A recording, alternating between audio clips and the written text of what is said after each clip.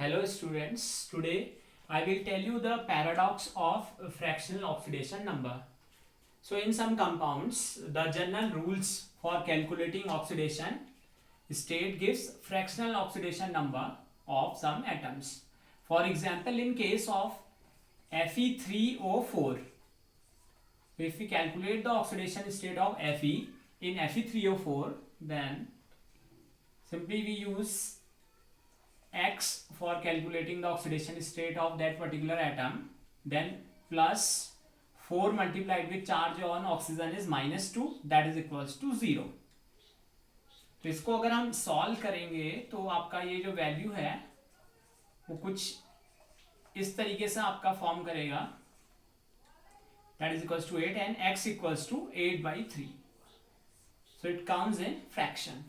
तो कुछ कंपाउंड्स में फ्रैक्शन ऑक्सीडेशन स्टेट होती है and by the rules it is not possible to transfer electrons in fraction, but फिर भी आपका ये फ्रैक्शनल ऑक्सीडेशन स्टेट फॉर्म करते हैं.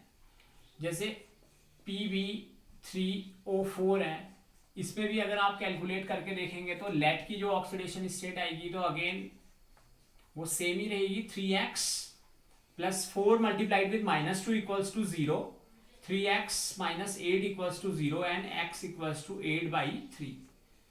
तो कुछ ऐसे कंपाउंड्स में आपका जो फ्रैक्शनल ऑक्सीडेशन स्टेट आ रहा है तो वो ये शो करता है कि जो ऑक्सीडेशन नंबर है वो 1 2 3 4 तो होंगे ही, और इवन 0 ऑक्सीडेशन स्टेट भी होती है और फ्रैक्शनल ऑक्सीडेशन स्टेट भी पॉसिबल है.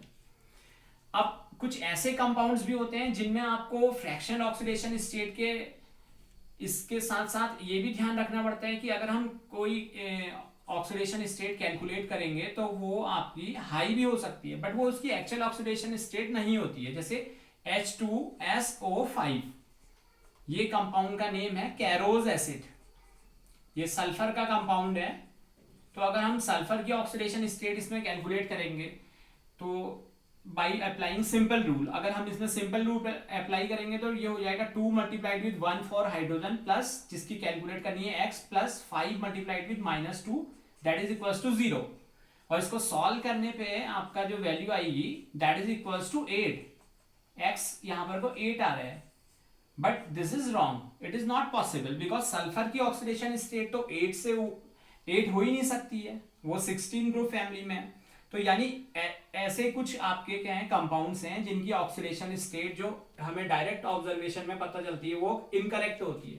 तो जो करेक्ट ऑब्जर्वेशन है एक्चुअल में वो इसके स्ट्रक्चर के बेसिस पे, हमें स्ट्रक्चर की भी नॉलेज होनी चाहिए. तो ये सल्फर जो आपका सेंट्रल मेटल एटम है, ये इसका ऑक्सी एसिड है, तो ये फॉर्मेशन करते हैं आपका जैसे OH डबल बॉन्ड OH. ये कैरोज एसिड में आपका जो बॉन्ड फॉर्म होता है इसको कहते हैं पेरोक्साइड बॉन्ड. जहां ऑक्सीजन सिंगल बॉन्ड फॉर्म करता है इसको कहते हैं पेरोक्साइड बॉन्ड, और पेरोक्साइड जहां बॉन्ड होता है वहां ऑक्सीजन की जो स्टेट होती है -1. तो ये ध्यान रखना. अब ये बात आती है कि ये स्ट्रक्चर कैसे आपको पता चलेगा कि इसका स्ट्रक्चर एग्जैक्टली, तो इसका आप लुईस डॉट स्ट्रक्चर फॉर्म कर सकते हैं. सिंपली आप इसका लुईस डॉट स्ट्रक्चर फॉर्म करेंगे तो आपको ये ज्योमेट्री मिल जाएगी जिसमें 2 डबल बॉन्डेड ऑक्सीजन है और बाकी ये नॉर्मल केस है और बाकी इसमें सिंगल बॉन्ड. तो इसमें अगर अब आप कैलकुलेट करेंगे तो हाइड्रोजन की जो वैलेंसी रखेंगे H2SO5 को कैलकुलेट करने के लिए तो हाइड्रोजन तो 2 ही होगा प्लस सल्फर का कैलकुलेट करना है x. ऑक्सीजन में आपको ध्यान रखना है कि 2 ऑक्सीजन एटम ऐसे हैं जिनका ऑक्सीडेशन स्टेट है -1 और रेस्ट जो 3 ऑक्सीजन है वो आपके होंगे जिनका होगा -2 दैट इज इक्वल्स टू 0. अब आप इसको सॉल्व करोगे तो आ जाएगा -2 प्लस -6 इक्वल्स टू 0. तो अब आप इसको सॉल्व करेंगे तो ये हो जाएगा x - 6 equals to 0 and x equals to +6. तो यानी ये इसकी एक्चुअल ऑक्सीडेशन स्टेट जो है सल्फर की होती है +6, और ये 16th ग्रुप में भी एग्जिस्ट करता है पीरियोडिक टेबल में, तो ऑब्वियसली इसकी +6 से हायर ऑक्सीडेशन स्टेट हो ही नहीं सकती है. तो आपको क्या ध्यान रखना है कि ऑक्सीडेशन स्टेट फ्रैक्शनल भी हो सकती हैं, और जो हम देखते हैं कि +10 हो रही थी या 8 हो रही थी इतनी नहीं है, उसकी एग्जैक्ट ऑक्सीडेशन स्टेट हमें फाइंड आउट करनी होती है.